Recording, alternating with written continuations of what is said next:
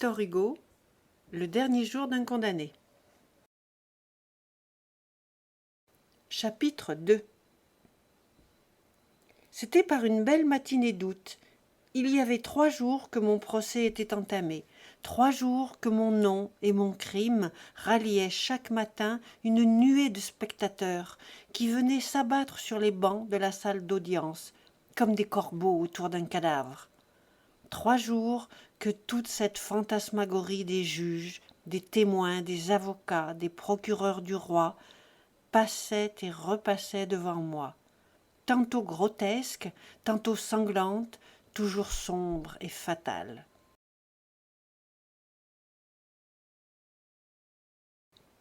Les 2 premières nuits d'inquiétude et de terreur, je n'en avais pu dormir. La 3e, j'en avais dormi d'ennui et de fatigue. À minuit, j'avais laissé les jurés délibérants.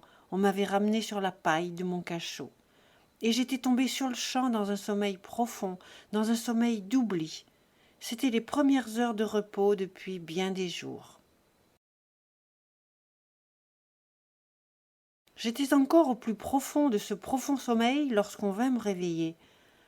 Cette fois, il ne suffit point du pas lourd et des souliers ferrés du guichetier, du cliquetis de son nœud de clé, du grincement rauque des verrous. Il fallut, pour me tirer de ma léthargie, sa rude voix à mon oreille et sa main rude sur mon bras. « Levez-vous donc !» J'ouvris les yeux, je me dressai effaré sur mon séant.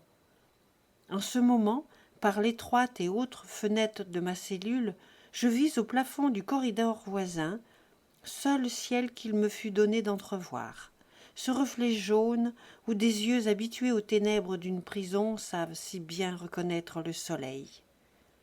J'aime le soleil.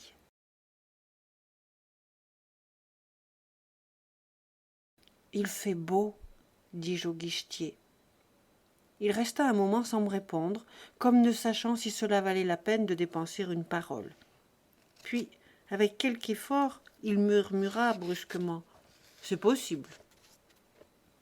Je demeurais immobile, l'esprit à demi endormi, la bouche souriante, l'œil fixé sur cette douce réverbération dorée qui diaperait le plafond. « Voilà une belle journée », répétai-je. « Oui, » répondit l'homme, « on vous attend. »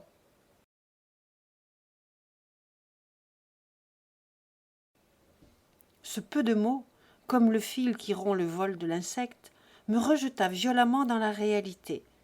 Je revis soudain, comme dans la lumière d'un éclair, la sombre salle des assises, le fer à cheval des juges chargés de haillons ensanglantés, les 3 rangs de témoins aux faces stupides, les 2 gendarmes aux 2 bouts de mon banc, et les robes noires s'agitaient, et les têtes de la foule fourmillaient au fond dans l'ombre et s'arrêtaient sur moi le regard fixe de ces 12 jurés qui avaient veillé pendant que je dormais.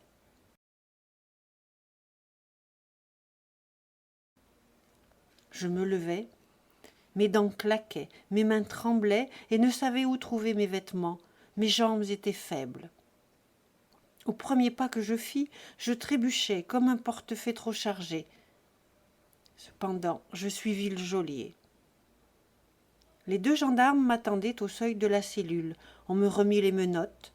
Cela avait une petite serrure compliquée qu'ils fermèrent avec soin. Je laissai faire. C'était une machine sur une machine.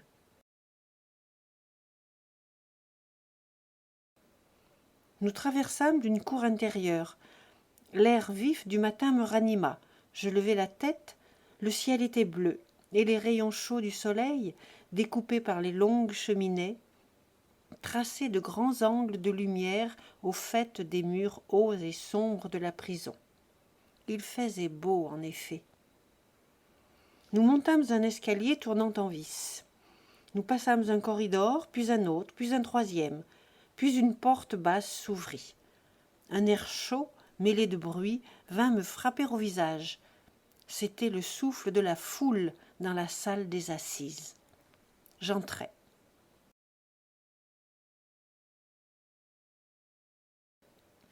Il y eut à mon apparition une rumeur d'armes et de voix. Les banquettes se déplacèrent bruyamment. Les cloisons claquèrent, et pendant que je traversais la longue salle entre deux masses de peuple muré de soldats, il me semblait que j'étais le centre auquel se rattachaient les fils qui faisaient mouvoir toutes ces faces béantes et penchées. En cet instant, je m'aperçus que j'étais sans fer, mais je ne pus me rappeler où ni quand on me les avait ôtés. Alors il se fit un grand silence. J'étais parvenu à ma place. Au moment où le tumulte cessa dans la foule, il cessa aussi dans mes idées.